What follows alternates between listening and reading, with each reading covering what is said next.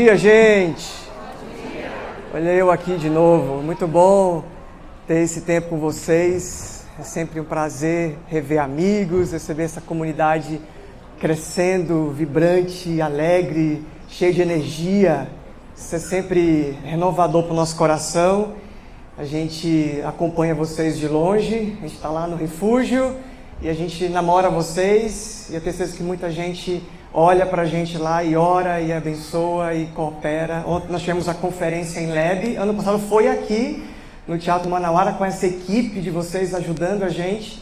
E esse ano a gente fez lá no Teatro La Salle e também tinha gente da CV lá. Impressionante, onde vai tem gente da CV. É uma coisa boa, não é praga não, né? Tem uma praga do bem, então deve ser. Muito bem, hoje eu tenho o desafio de falar com você sobre disfuncional ou desfuncional. A gente fez um trocadilho com essa palavra para remeter à ideia de uma família que não é disfuncional sem uma intervenção de Deus. É uma família desfuncional. Antigamente se usava o nome de Deus com esse tracinho embaixo, era DE underline ou tracinho S, porque tem-se um respeito por esse nome, não que ele seja o nome de Deus, né? O nome de Deus na Bíblia é Iavé ou Yohevahé, mas colocaram também o nome Deus como se fosse de fato um nome, esse tracinho, dando a ideia de que desfuncional é a família que Deus está mantendo ao longo dos tempos. Essa família que Deus está sustentando. Apesar de tudo que acontece, todas as intervenções e os desdobramentos que acontecem no nosso planeta, nosso mundo, na sociedade, Deus está mantendo. Por mais que pareça estranha, parece que vai dar um nó, vai dar errado em algum momento da história, Deus está mantendo, assim como Ele faz com a própria igreja. Eu costumo dizer que igreja é uma coisa tão doida, que mesmo 2000 anos a gente fazendo de tudo para dar errado, Deus continua sustentando a igreja. A igreja continua de pé. Mesmo a gente sendo disfuncional, a igreja de Deus, e Jesus mesmo falou, eu edificarei a minha igreja e nada vai contra ela, nada pode detê-la. E assim acontece também com a família. E hoje nós vamos conversar sobre essa família desfuncional, desfuncional. Essa família que é mantida ao longo dos anos pelo próprio Senhor. E a gente hoje fala sobre origem, sobre o início, sobre o Gênesis, sobre o Bereshit, aquilo que começa lá como plano original, antes da queda, antes de todos os desdobramentos humanos, interferências malignas, interferências e efeitos da queda. Existe uma família como plano original, o propósito eterno de Deus, lá no iniciozinho, e para lá que a gente vai, por favor, abra comigo, no início. O início, capítulo 1, Gênesis capítulo 1. E aqui nós vamos conversar sobre algumas frases que são ditas por Deus, por Adão e todos que estão envolvidos ali nessa abertura do propósito de Deus para a humanidade. A história de amor de Deus pela humanidade começa com o início, com a origem de uma família. E aí, se você for olhar Gênesis capítulo 1, verso 28, a Bíblia diz assim: então Deus os abençoou e disse: sejam férteis e multipliquem-se, encham e governem a terra, dominem sobre os peixes do mar, sobre as aves do céu e sobre todos os animais que rastejam pelo chão. E aqui a ênfase é: sejam férteis. A primeira frase que Deus diz, dentro do mandato cultural, aquilo que na teologia se entende como a primeira palavra, o primeiro id, a primeira missão da família é se multiplicar, é ser fértil. Não só procriação, uma coisa simples do coito, do sexo, mas sejam produtores, sejam co-criadores, multipliquem. Deus tem na sua essência, nós fomos criados à imagem e semelhança de Deus. Deus é um Deus criador, é um Deus que adora a multiplicação, adora que aquilo que tem vida gere vida. E Deus então sopra o ruá, sopra o Espírito. Alguém já disse que Deus, quando sopra nas narinas de Adão, ele sopra o seu próprio nome, que é... Isso é o nome de Deus, se você não sabia, na Bíblia. E a gente escreve no português para Yohevah-He. É a respiração de Deus em Adão, dizendo: agora você é alguém que promove vida, que cria comigo. Então, se eu, na minha essência, produzo e construo algo e crio algo, você também, pela essência, pelo seu DNA, você vai criar também. Está dentro de você. Existe uma potência dentro de você que também cria. Existe uma semente que eu coloco em você, daí vem o sêmen. Eu coloco a semente em você para que haja a lei da semeadura. Para que ali você comece a frutificar. A essência, uma das colunas do Evangelho é isso, o discipulado. O fazer discípulos, fazer filhos, ser fértil. Então, é uma coisa que eu passaria aqui horas falando sobre o que significa ser fértil. E aí, se você for olhar na continuação, capítulo 2, verso 18, Deus fala: não fique sozinho. É o famoso: não é bom que o homem fique só. E esse é também, dentro do mandato cultural, o homem não pode ficar sozinho. O Eclesiastes diz: se alguém cair, quem vai levantar?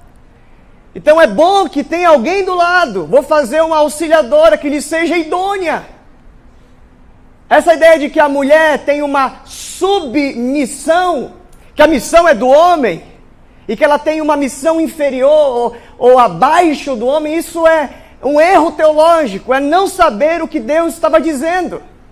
Mesmo quando você olha para Efésios capítulo 5, quando Paulo está dizendo que a esposa tem que ser submissa ao seu marido, antes, no início do capítulo, ele fala: sejam submissos uns aos outros.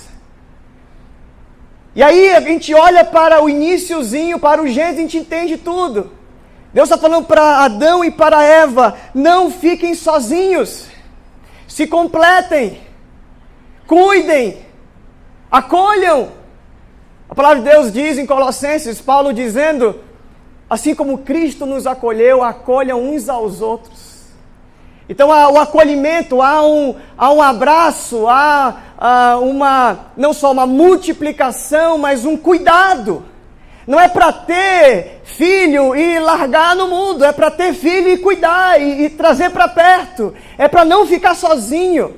Se ficar sozinho, você deprime. Se ficar sozinho, você fica disfuncional. Se ficar sozinho, você pira o cabeção. Então é necessário que você, como parte, o próprio Deus é essa divindade plural.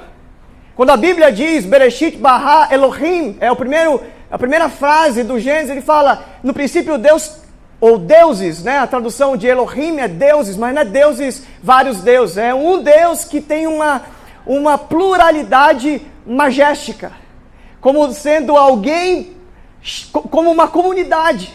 O Pai, o Filho, o Espírito Santo, eles são uma comunidade que gera outra comunidade, que não só cria também, mas acolhe, que não deixa o outro só. A teologia chama essa harmonia de Deus, Pai, Filho e Espírito Santo de pericorese. Bonito esse nome, né? Você já sabe uma palavra aí diferente aí. Hoje eu aprendi a falar em outra língua lá na comunidade viva. E aí você vê essa dança, essa harmonia. Aí quando vem o Senhor Jesus ao mundo e vai ser batizado por João Batista lá no Rio Jordão, o Pai, o Filho e o Espírito se encontram como uma representação dessa harmonia, dessa comunidade. Diz, mais uma vez, esse é o meu filho, esse que eu estou legitimando e dando autoridade. É esse que vocês vão colocar a fé, é esse que vocês vão adorar. Ele tem o meu agrado, ele tem o meu prazer, ele tem o meu coração. E um aponta para o outro, não existe competição, não existe inveja, não existe, não, agora que eu estou aqui em carne, agora que o pai ficou lá e eu fiquei aqui, eu que vou comandar a parada, vai ser do meu jeito. Não, tem uma harmonia, quem vê a mim, vê o pai. Olha só a referência da paternidade. Olha, eu tenho não só as características genéticas, as características físicas, eu tenho a essência do meu pai. Por isso, não é bom que o homem se isole. No verso 23 do capítulo 2, a palavra de Deus ainda diz, 2:23, finalmente exclamou o homem, quando Deus, agora, na descrição específica, detalhada, cria o homem e a mulher. O Gênesis é uma poesia. Gênesis é um estilo literário, não tem a ideia de ser algo histórico, algo que vai narrar uma sequência cronológica. Por isso que ele façamos o homem, e aí ele abençoa, sejam férteis, e depois que ele desenvolve o tema, porque é uma poesia, não tem regra da lógica do Cronos, tem a ideia de que está sendo feito ali uma poesia.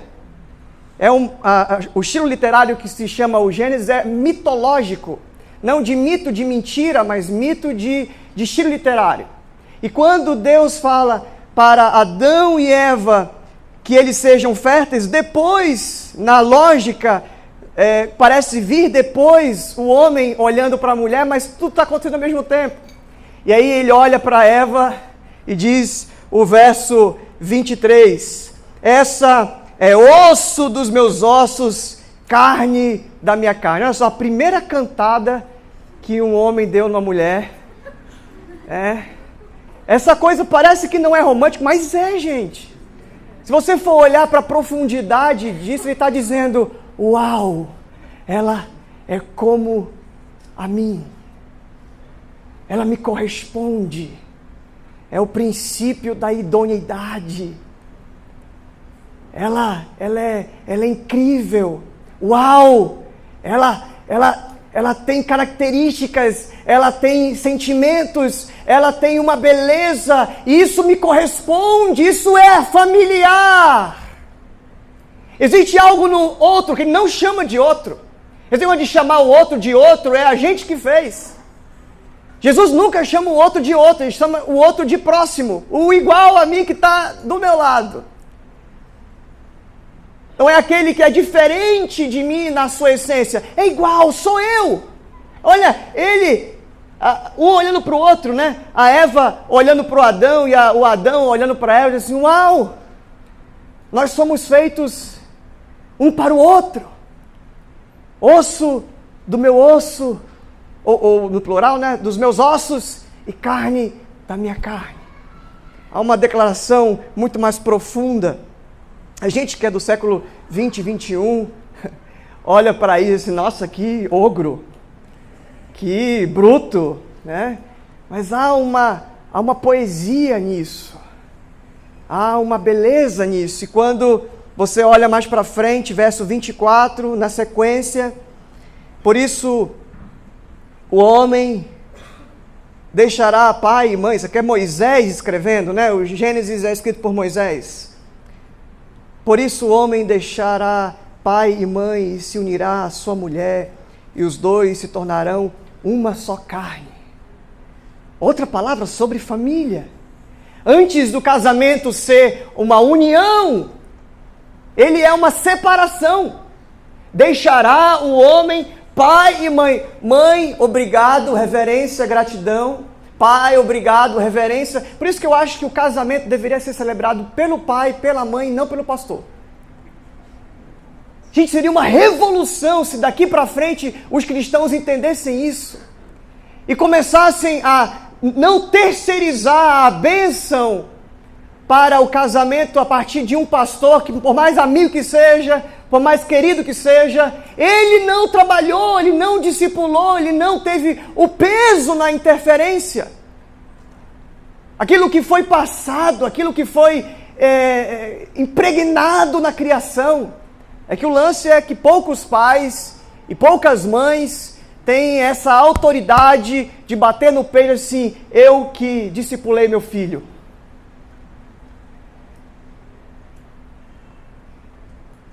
Eu que pastoreei o meu filho. Eu cuidei, eu ensinei. O que ele conhece de Bíblia, ele não aprendeu na igreja, ele aprendeu em casa. E desde que o mundo é mundo, a gente vai terceirizando e colocando, imputando na costa larga de outros, que vão fazendo isso, que vão educando. Isso é exemplo da escola. Eu sou psicólogo numa escola e quanto eu converso e conheço as famílias, eu fico sabendo, eu pesco a mentalidade, a consciência com os pais. De que o papel deles é de prover, de pagar as contas, e da escola que é de educar, de ensinar bons hábitos, de dizer coisas básicas, coisas rudimentares, coisas que seria de casa, mas é na escola que ele espera que isso aconteça. E assim também acontece na igreja. A gente espera que os nossos filhos sejam salvos por alguém iluminado que venha com autoridade, porque eu não tenho, porque eu sei que eu tenho o rabo preso. Eu sei que eu devo no cartório. Estou usando várias frases aí para ver se você entende que o preconceito, o que é anterior a essa ideia, é que eu não tenho autoridade. Você lembra de Jesus quando estava falando com os mestres da lei e os caras ficaram loucos, pirados e disseram assim, eu nunca vi, alguém lá falou, eu nunca vi alguém com tamanha autoridade. A autoridade, meus queridos, é a qualidade de quem é autor do que fala. E eu não acredito que os pais precisam ser perfeitos. Eu não acredito que os pais precisam ter essa autoridade de Jesus que fala num conhecimento de causa, de autoria. Mas ter autoridade não por perfeição, mas autoridade por coerência. Os filhos não esperam que os pais sejam perfeitos. Os filhos esperam, dica de ouro, que os pais sejam coerentes. Que diga, filho, eu errei. Última forma, uma linguagem de exército, né? Eu volto atrás, eu falei algo, agora me desculpa, eu quero desdizer aquilo e dizer outra coisa. E assim, ser muito mais flexível e coerente do que ser autoritário e puxar as coisas pela força do braço. Por isso, o homem deixará o pai e a mãe e se unirá à sua mulher, e os dois se tornarão uma só carne. Ele aprendeu, teve reverência, teve gratidão, e ele saiu daquele lugar que ele era filho, discipulado, orientado, maduro, ou amadurecido, ou aperfeiçoado, treinado para matar no peito, agora a bronca é comigo. Eu vou sair da casa dos meus pais. E quantos adolescentes hoje saem da casa dos pais e não têm qualquer maturidade? Já começam a ter um relacionamento do nível de um casamento. Só não chamo de casamento, mas é do nível do casamento. Deveria ter comprometimento, deveria ter todo tipo de investimento afetivo e financeiro. Mas não, são meninos que saíram e querem ser a qualquer custo homens, mas não são. E aí sofrem, porque não aprenderam a deixar pai e mãe. Deixar pai e mãe não é só sair da casa do pai, não. É ser maduro para bancar e manter a sua própria família. E aí o casamento no princípio de Deus, no padrão de Deus, antes de uma união, ele é uma separação. Por isso que eu oriento alguns que saem de casa e casam já nessa transição a deixarem a chave da casa dos pais. Olha, papai e mamãe, a chave agora não é mais minha. Quando eu voltar, eu volto como hóspede, como convidado. Não dá para... Abriguei, eu vim dormir aqui em casa.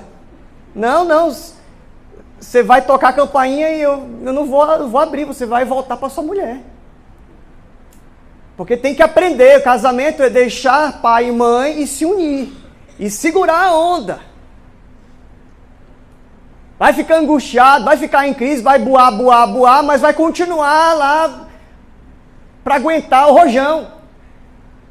Porque é isso que homens fazem. Homens, sentido genérico. Homens e mulheres fazem, de verdade. Segurar o rojão, segurar a crise, dizer está difícil, está complicado, mas eu não saio da minha casa. Eu não sou imaturo. Eu sei que Deus me deu a condição e todos os recursos para eu continuar sendo homem na minha casa. E assim permanecem e assim perseveram. Nós vamos correr. E a última frase que se diz no verso 25 é: o homem e a mulher estavam nus, mas não sentiam vergonha.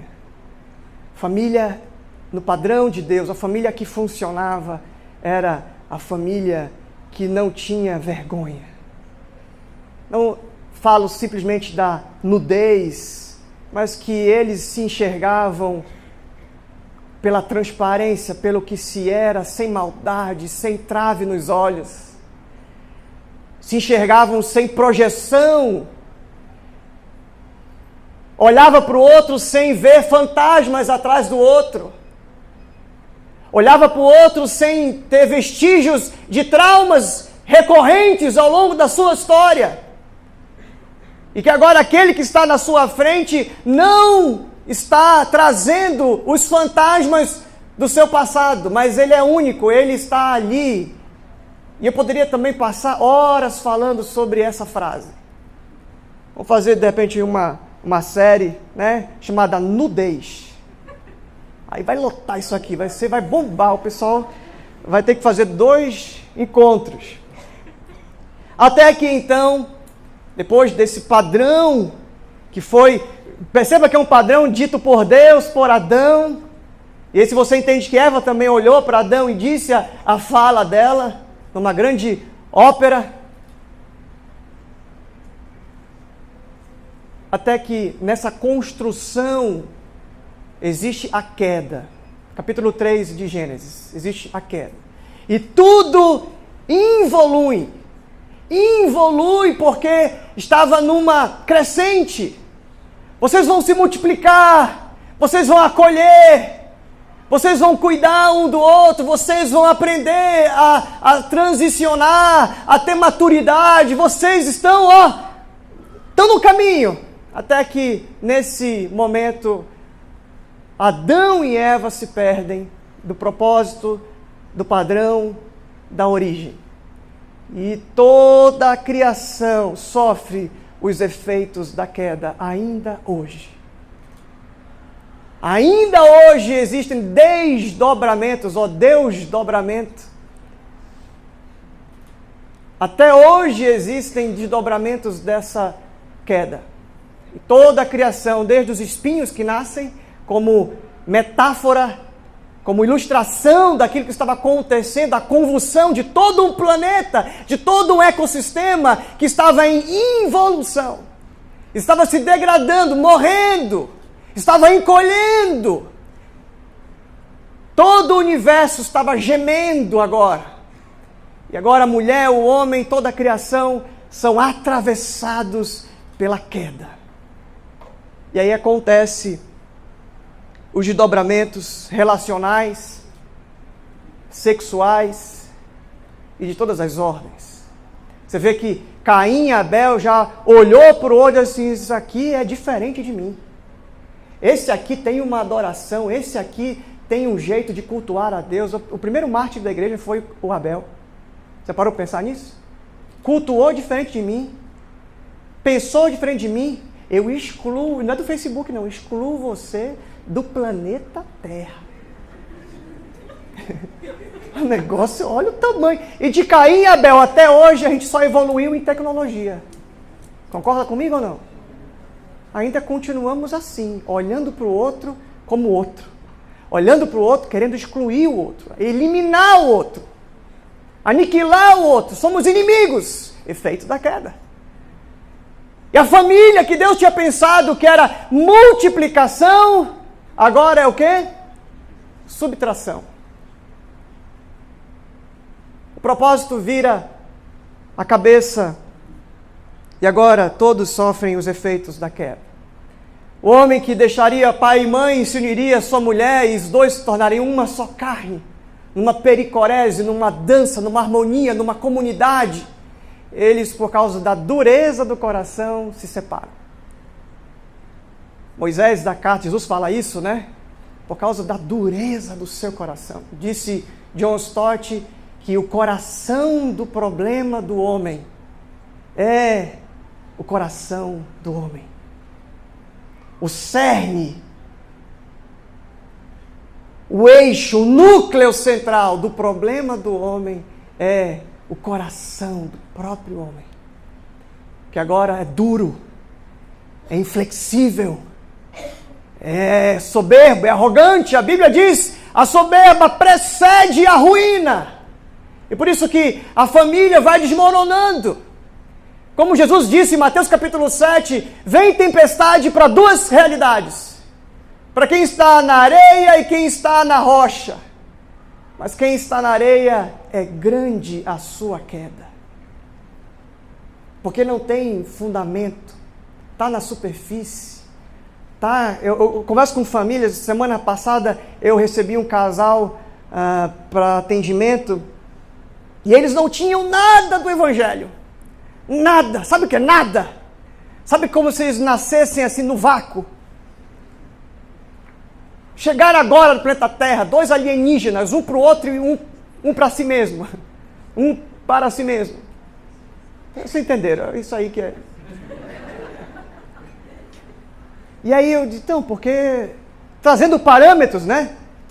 Colocando para eles alguns lugares para eles se agarrarem. É porque a palavra de Deus diz isso. Mas parecia que zero, não sabiam nada. E aí eu falei com Deus, esse casal que vai ser difícil. Porque não tem a palavra. Não tem o Espírito Santo. Como é que eu vou fazer esse negócio dar certo? Porque quando eu vi um casal que conhece a palavra, meu irmão, é só ajeitar para fazer o gol. Quando tem o Espírito Santo, então... Porque tem gente que tem a palavra, mas não tem o Espírito Santo. Sabe disso, né? E conhece, uma vez eu conversei com uma mulher furiosa que o marido tinha traído ela. Eu, pastor, conheço as Escrituras. Mãe, o que você está fazendo? Como é que você reagiu? Eu arranhei o carro dele todinho. Pichei o apartamento, escrito o nome da vagabunda lá. Olha o tamanho da... Eu conheço a... A Bíblia diz, conhecereis a verdade e a verdade vos libertará. Não é conhecereis a palavra e a palavra vos libertará. E ela, furiosa, disse, olha irmã, me desculpa, eu sei que ele falhou, mas com essa ira toda, você é tal qual ele. Vocês estão falando de pecados diferentes. Por mais que ele tenha começado a briga, a situação é a dureza do coração. Por isso Jesus diz em Mateus capítulo 5, no Sermão do Monte, nas beatitudes, nas bem-aventuranças, bem-aventurados, felizes, os puros de coração. E puro aqui não é santidade, puro aqui é transparência. Se viam e não tinham vergonha. Os puros, eu não tenho máscaras. Eu poderia aqui passar horas falando de casos e mais casos de famílias que os dois estão com máscaras. Então o trabalho é demorado, precisa arrancar. E não é eu que arranco, né? Eu queria ser Deus. Queria ser um Deus, né? Porque Deus não é esse que arranca a máscara, é o homem que tem que tirar. O homem que tem que fazer a tentativa. E aí quando o outro vê você sem máscara, ele toma aquele susto, meu Deus, um monstro. E aí agora tenta você. Tira um pouquinho a sua. Aí vem só um pedaço do olho do monstro, para você já sai igual, é osso dos meus ossos e carne da minha carne. É igualzinho, olha só, tem o mesmo demônio que está nela, está em mim. A minha maldade, as mesmas trevas estão lá. Então eu começo a ser misericordioso. Começo a olhar para a miséria do coração. Misericórdia. É isso que significa. Eu olho para a miséria do coração do outro e me identifico. Existe algo dentro de mim que diz assim: isso é feito do mesmo material. E a palavra de Deus vai dizer, meus queridos, vários exemplos dessas falências, dessas situações como efeitos da queda. Se você for olhar para Abraão foi uma bagunça, não existe padrão no casamento, na vida, na família de Abraão. Pegou uma, pegou outra, engravidou, aí mandou o filho embora. É uma salada. Abraão, o pai da fé, né? Te usa, ele abraçou o filho de Abraão. Então você vai perceber que se você é filho de Abraão também, diante desse modelo familiar, a sua família também não vai ser perfeita. Olha para qualquer um. Abraão gerou Isaac, aquela coisa toda lá com Ismael. Aí depois Isaac gerou Esaú e Jacó. Tá certo isso? Aí a mãe falou, não, eu pensei que eu tinha errado aqui. Jesus esquece dos patriarcas aí, né? Aí, até hoje tem gente entrando nessa do patriarca. Às vezes eu acho que eu tenho um apóstolo que foi pro patriarcado. Aí eu dou um tilt. Uma agulhadinha na minha carne que não sair aqui, peraí.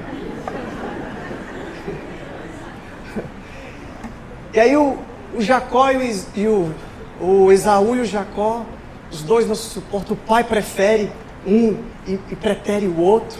Aquela família, já que era para um ajudar o outro, era para acolher, era para amar, já está ali naquele pé de guerra, e um busca e vai atrás para matar o outro. E aí o Jacó tem outro nome, Israel, muda de nome para ver se muda, né? Vamos mudar, ver se nasce de novo. Aí não deu certo a primeira vida, vamos ter um nome diferente, para ter uma vida nova. E aí vem todos os filhos de Israel, os filhos de Jacó, um pior que o outro, bandido. Até que vem José, o Josézinho. O Josézinho é vendido. Vocês conhecem a história, né? Estou só vendo um supletivo aqui. Aí chega lá o José vendido para os irmãos tramam toda aquela coisa. E aí José vai para o Egito, vendido para os amalequitas, depois para o Egito, chega lá, tem fome em Canaã, eles vão para lá e o José já está restaurado na mágoa dele, ele recebe os irmãos, faz aquela pegadinha, depois se identifica, olha só, teu irmão, aquele lá que vocês sacanearam, agora estou aqui com vocês vão agora ser abençoados por mim, é uma redenção, é lindo a história.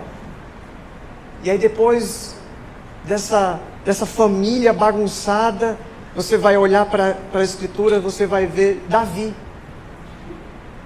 Davi pegou a mulher do outro, aí teve um filho, aí o filho não deu certo, morreu o moleque, aí, então agora vamos casar, a bênção de Deus, aquela coisa que até hoje a gente tem esse negócio, né? A bênção de Deus, aí o outro nasce, aí o outro, beleza, tá? Embaixo da bênção de Deus. E aí o Davi, todo mundo ficou sabendo que Davi tinha aprontado. A Bíblia diz, Natan fala, aquilo que você fez em oculto, todo mundo vai ficar sabendo. É a tua influência. Aqueles que amam o Senhor são, ou se amaldiçoam até terceira e quarta geração. Mas quem ama o Senhor será até 1000 gerações. Olha só, não a maldição hereditária imputada por Deus, mas uma maldição que nós, pela convivência, pelo mau exemplo, nós fazemos com que aconteça. E aí, o Aminon, o filho de Davi, quer transar com a Tamar, que é meia-irmã dele. Aí o Aminon lá abusa da Tamar. Aí o outro irmão fica sabendo, mata o Aminon. É uma salada. Você já viu família funcional na Bíblia? Deus está falando com uma pessoa, olha, não se iluda. Não existe família funcional. Não existe família perfeita. Todos da Bíblia tiveram uma família do jeito que dá para ser. Cheio de desdobramentos. E se você olha para o nosso tempo, você vai ver que tudo que estamos ainda vivendo como desdobramento, e só cresce, os inúmeros tipos e configurações familiares. Mãe solteira, quem que você conhece na Bíblia que foi tida como mãe solteira? A própria Maria engravidou e disse, de quem é esse filho aí, gente? A vizinhança não está escrito, mas eu sei que estava acontecendo isso lá. E aí todo mundo achando que ela era mãe solteira, porque o José não tem nem a cara do José. Tem uma cara diferente, assim. Mas teve que passar por todo o preconceito, né? E a queda vai atravessando todo mundo. Não existe família funcional e toda a história é história Deus funcional. Conheço vários casos de pessoas que tiveram um filho e esse filho foi criado pelo irmão, foi criado pela tia, foi criado por uma avó, porque naquela família, do jeito que começou a história, não dava, não cabia. Existem vários momentos na palavra de Deus que isso acontece. Você lembra de Ruth e Noemi? Ficaram viúvas as duas. E quem cria, que a Ruth era menininha, era novinha, como diz o nosso tempo hoje, né? Novinha. É a Noemi que é a sogra que cuida. Que dá a dica, olha, você vai lá no campo e quando ele estiver dormindo, você vai e dá uma chegadinha perto do camarada. Ele vai sentir teu perfume, ele vai sentir o teu charme e vai querer ficar com você e pronto. A Bíblia conta que foi assim que a Ruth casou. E dela vem Jesus, né? Vem a descendência, a árvore genealógica de Jesus todo. Com famílias disfuncionais. Com famílias que tinham uma origem meio torta. Meio enviesada. Que o pai que cuidou é que a tia, a avó, a mãe do coração. Que, olha só o caso de Samuel. Quem cria, quem cuida, quem é o pai de Samuel não é a própria mãe nem o próprio pai. É o sacerdote Eli. E o sacerdote Eli tem 2 filhos de sangue, de carne, que saiu do útero dele. Que são 2 endiabrados. A Bíblia chama de filhos de Belial, filhos de um demônio.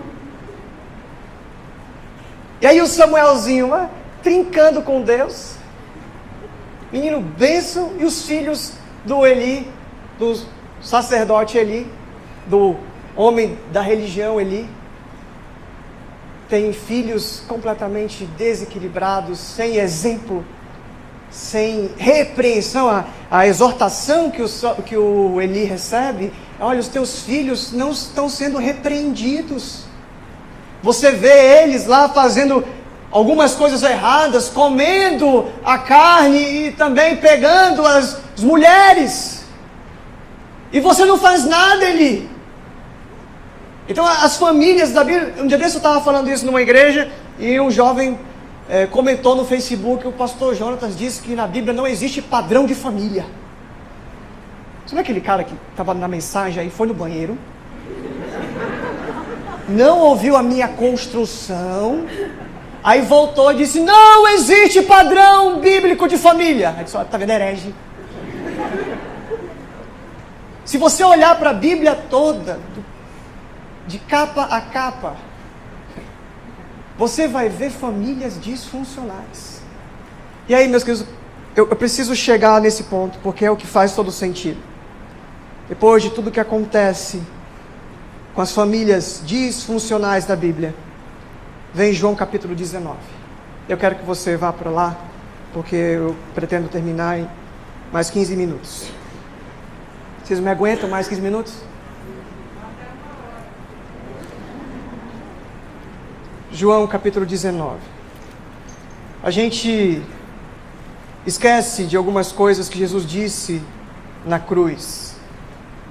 A gente é muito superficial com algumas declarações profundas de Jesus na cruz. Existe até um musical chamado As 7 Últimas Palavras de Jesus na Cruz. E ele diz, uma das frases que a gente interpreta muito mal é Eloi, Eloi, lama sabachthani. Deus meu, por que me desamparaste? Está citando o Salmo 22. Não que ele está dizendo assim, meu Deus, o Senhor me abandonou. Aquele sofrimento, ele está dizendo, olha, leiam o Salmo 22, que Davi, sabe o Davi, da família toda calacrada, complicada? Ele escreveu o Salmo 22 há 1000 anos atrás. E ele descreveu a cena da crucificação. O Salmo 22, é só ler agora aqui, ó. Eloi, Eloi, lama sabachthani. Aí o pessoal, ele está chamando Eli. Aí a gente, na modernidade, pode dizer, Deus abandonou. Coitado, Deus, igual o lance lá do jardim de Getsemane. Pai, afasta de mim esse cálice. O pessoal já pensava, está sofrendo, está com medo da cruz. Jesus estava com medo da cruz. Não estava não, meu irmão. O tempo todo ele falou, eu vou morrer, eu vou ressuscitar. Aí o Pedro levanta e assim, só se for possível do meu cadáver. Sai daqui, diabo. Você não pode impedir, você está pensando com a cabeça da terra. Ele não tinha medo da cruz. Ele não falou, Pai, afasta de mim esse cálice. A Bíblia está dizendo, e outros textos, o próprio Hebreus fala isso, o próprio texto paralelo diz que ele estava com uma dor e uma agonia de morte. Jesus estava morrendo ali no Getsemane. Ele estava morrendo ali, ele não ia chegar, ele não ia suportar, ele não ia aguentar. Estava sangrando pelos poros. Estava morrendo no jardim do Getsemane. Getsemane significa o lugar da prensa do azeite. Ele estava sendo prensado. Estava morrendo, aí disse, Pai, me segura, afasta de mim, eu não posso tomar esse cálice agora. Segura o meu coração, a minha mente, o meu sangue, todos os vasos sanguíneos, segura. Não me salva da cruz, me salva para a cruz. Eu tenho que chegar lá, então afasta de mim esse cálice. A gente entende que Jesus estava com medo da cruz. Não estava com medo nada. Diante dos soldados, quando a Bíblia diz que Jesus se apresenta, quem vocês procuram? Os soldados vêm marchando para prendê-lo. Quem vocês procuram? E eles falam, Jesus de Nazaré. Ele fala, sou eu. E eles caem todos no chão. Você acha que esse homem tem medo de alguma coisa? Sou eu. É o rugido do leão, né?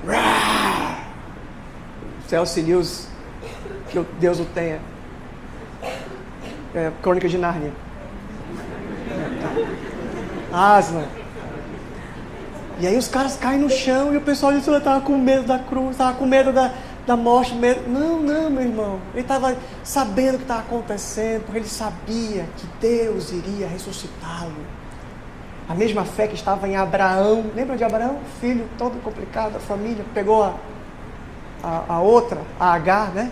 Deu uma H na Agar. Agora, presta atenção nisso aqui. Quando Jesus chega na cruz, e uma das frases que ele diz, então, foi um parênteses, você percebeu que foi só um parênteses, assim, não foi um negócio dentro do título, foi dentro do meu fantástico mundo de Bob. João 19, 26, olha só isso aqui quando Jesus diz na cruz. Verso 25. Perto da cruz estavam a mãe de Jesus, a irmã dela, Maria, a esposa de Clopas e Maria Madalena. Quando Jesus viu sua mãe ali, ao lado do discípulo que ele amava, aqui é João, ele que escreve o Evangelho, ele está dizendo, ele não quer se promover, está assim, né? Estava lá comigo, né? O discípulo com todo o pudor, com toda a sensibilidade, o discípulo que ele amava, esse que vos fala. João era o mais novinho deles, tinha 19 anos, era aquele que encostava a cabeça no peito de Jesus. Olha só que lugar de prestígio. Ele que fez aquela música, né? Jesus, encosta a tua cabecinha no meu ombro. O hino famoso, conhecido, nosso irmão. Quem foi que fez? Fábio, foi o Fábio, né? O nosso irmão, pastor Fábio. O Fábio Júnior, não foi esse que... Não, acho que foi. E ali, João estava sempre do lado de Jesus, agora está do lado de Maria, mãe de Jesus. Ele que escreve o Evangelho de Jesus, segundo João, escreve 1ª, 2ª e 3ª de João, cartas pastorais. Ele que escreve agora Apocalipse. Por isso que a Bíblia diz que Deus não guarda segredo dos seus amigos. O cara que ficou pertinho de Jesus sabia mais. Estava com o satélite, com as antenas ligadas. Tinha no próprio corpo o perfume de Jesus. Não é esse que a bispa vende, perfume de Cristo. É o perfume mesmo, aquele... o suor mesmo.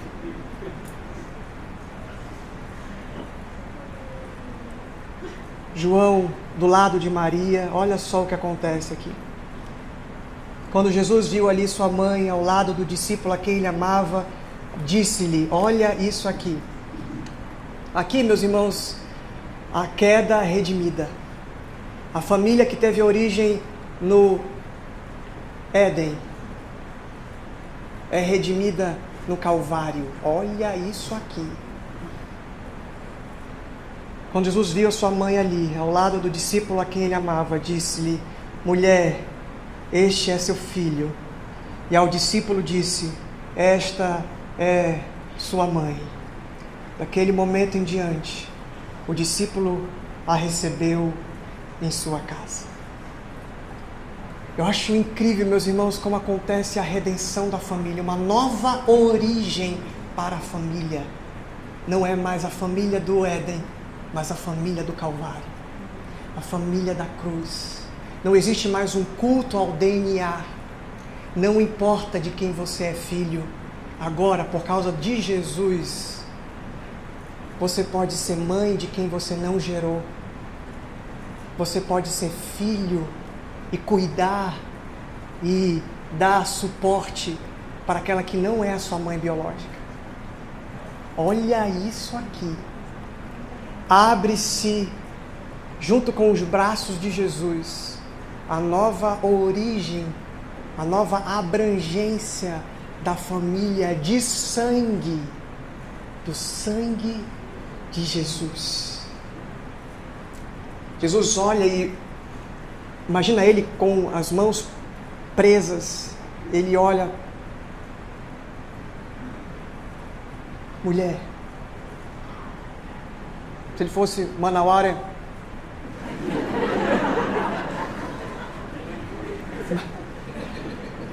mulher, aí o teu filho. Maria tinha outros filhos. Você for ver vários momentos, aparece isso, Tiago, Judas, Simão, tinha outros filhos. E aí você vê isso algumas vezes repetido nas Escrituras. Em Marcos capítulo 3, quando você vê que Maria junta os seus filhos, assim, olha, estou sabendo que o Senhor Jesus, meu filho, saiu daqui, está numa casa pregando e fazendo lá o ministério, e faz dias que não come.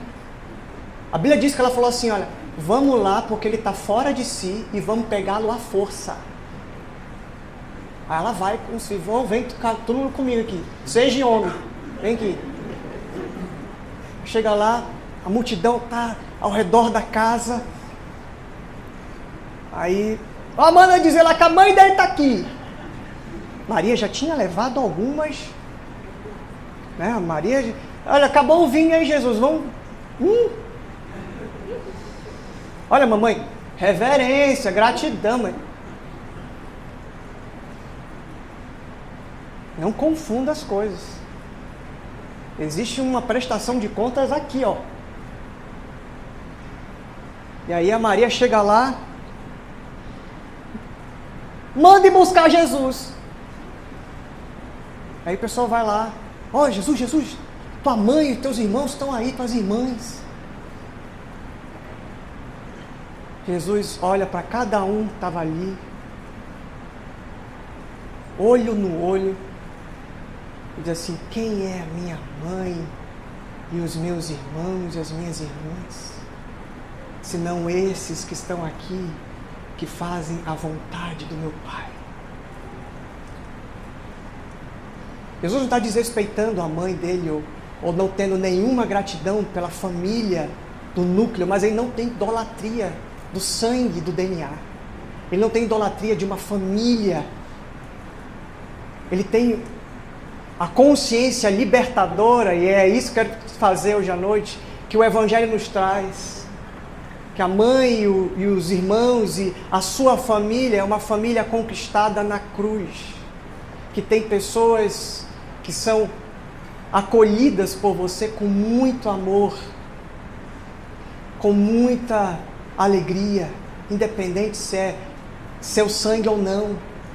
É o que Paulo fala para Timóteo: Timóteo, quando você olhar para as mulheres idosas da igreja, olhe para elas como se fosse a sua mãe. E outra coisa, quando você for olhar para uma menina da igreja, uma moça da igreja, olhe para ela como sua irmã. Olha só o que o Evangelho faz. É o Evangelho de Jesus na cruz dizendo: mulher, está aí o teu filho. Filho, está aí a tua mãe. Vocês vão se cuidar. A família do Evangelho, a família de Jesus, inaugurada, a nova origem. Agora sim, a família Deus funcional. A família que vai funcionar daqui para frente é a família do acolhimento. A família do coração, que vai viver todos aqueles princípios lá de Gênesis. Idoneidade, multiplicação, acolhimento, aceitação. Eu estou caminhando para o fim e eu quero fazer você refletir no seguinte: o que Jesus conquistou na cruz, meu querido, minha querida, é a redenção dos laços de amor. Que a Bíblia diz que o amor lança fora todo o medo. Que o amor apaga a multidão dos pecados. Não importa quem pertence à tua família, seja ela de sangue ou do sangue de Cristo. Aceite, ame, abrace. Aceite do jeito que Jesus aceitou você. Ele te chama de filho, ele te chama de amigo. Ele abraçou você como aquele filho que volta para a casa do Pai. E ali abraçando, ele diz assim: você é meu filho. Você é osso dos meus ossos e carne da minha carne. Toma aqui anel no dedo, toma sandália, toma novas vestes. Vamos fazer uma festa. Porque na família de Deus, é isso que Paulo fala, né? Que Deus está fazendo uma família. O mistério da cruz, nessa fala de Jesus: mulher, aí está o teu filho. Filho, aí está a sua mãe. Há uma junção, há todo o aparato e todas as convenções humanas todas as barreiras. Paulo fala que o muro da inimizade foi desconstruído por Cristo. E agora todos nós podemos nos abraçar e nos dizer: você é meu irmão. E até hoje tem gente que não entendeu isso e continua odiando o seu irmão. Tem a ver com a religião de Caim, mas não conhece o Calvário, a cruz e o Cristo. Dizendo para todos nós: a partir de agora não existe família do DNA. A partir de agora existe a família do sangue do Cordeiro. A família da aceitação. Já desse conversei com uma mãe desesperada porque o filho tinha se revelado homossexual. E falou para essa mãe que estava assumindo e que iria em diante com esse plano. E falou para mim: pastor, o que eu faço? Eu disse: minha irmã, nada diferente do que você fez até agora. Abrace, ame, cuide, beije. Porque tem uns que pensam o contrário, né? Que se mostrou assim, é melhor não tocar, melhor não abraçar, porque vai dar muito afeto. Pode ser que... Não, é o contrário, é que faltou afeto. E tem outras variáveis, é claro, não é um problema simples, é muito mais complexo. O plano de Deus não é esse originalmente. Houve a queda, lembra? E toda a criação foi atravessada pelos efeitos da queda, hoje e ainda vai ser. Mas uma coisa não muda: o amor.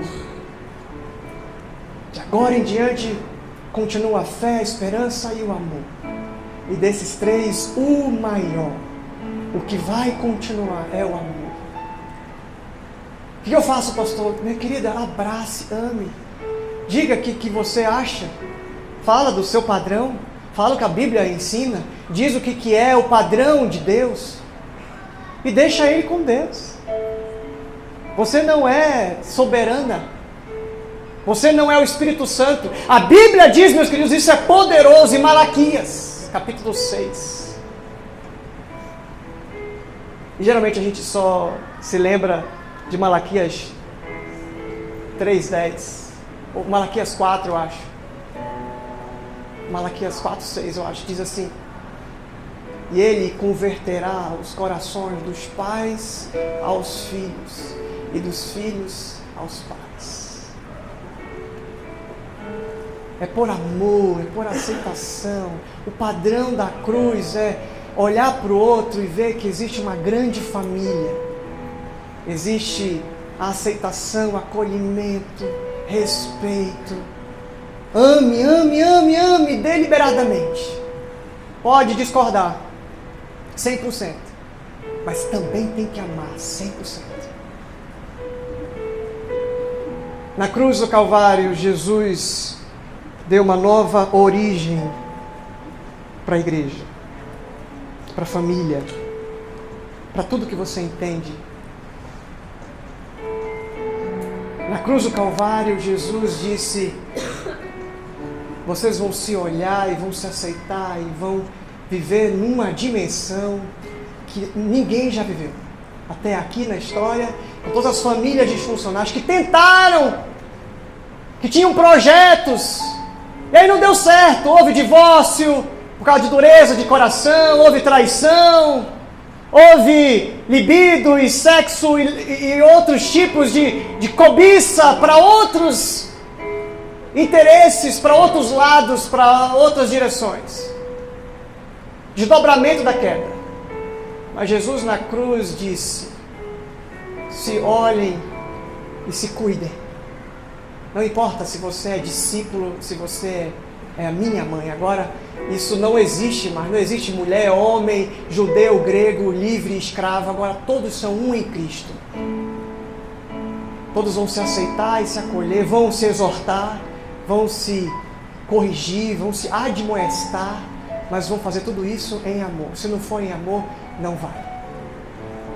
A minha oração, meus queridos, é que ao cantar essa canção, que celebra essa unidade, essa junção que Jesus fez na cruz, por mim e por você, Essa família não do DNA, não é essa família que eu presto contas em casa, essa família que eu presto contas no lugar onde eu estou, para a igreja, para a família do sangue de Cristo, para os meus irmãos na fé, para aqueles que estão ligados na mesma videira, para aqueles que entenderam esse pertencimento, esses que tiveram a redenção dos seus pecados na cruz, recebem paz com Deus e da mesma forma paz uns com os outros.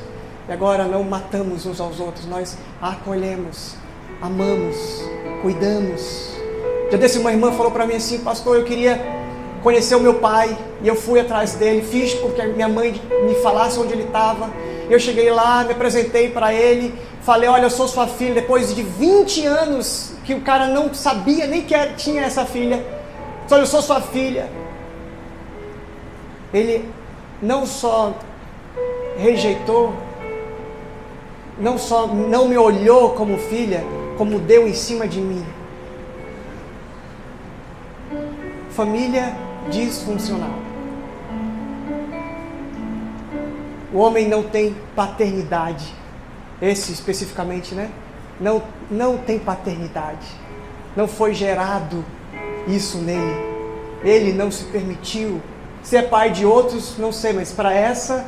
Por isso que eu digo muito para os jovens que são adotados, que chegam na fase da adolescência e dizem assim: eu quero conhecer o meu pai, eu quero conhecer minha mãe, eu quero fazer alguma coisa para olhar para... Meu irmão, não perca tempo com isso, porque o seu pai e a sua mãe são aqueles que te acolheram, te abraçaram, te amaram incondicionalmente. Não existe nenhum culto da Bíblia, nenhuma referência ao pai e à mãe, apenas há uma palavra dizendo: sejam submissos, respeitem, honrem. A palavra honrem é assim, ó: vocês vão viver de uma maneira tão digna que eles vão ficar famosos e conhecidos pela criação que te deram. Honrem, que eles dizem assim: esse é meu filho, esse é meu filho, esse é meu garoto, me dá orgulho, esse é o filho amado em quem me comprazo. É isso que significa honrar pai e mãe. E não só o seu pai e sua mãe podem fazer isso, mas aqueles que não biologicamente, mas em amor, em afeto, te abraçaram e geraram em você uma ligação eterna, que não pode ser quebrada. Quero que você fique em pé e cante essa canção, e depois eu volto para a gente orar.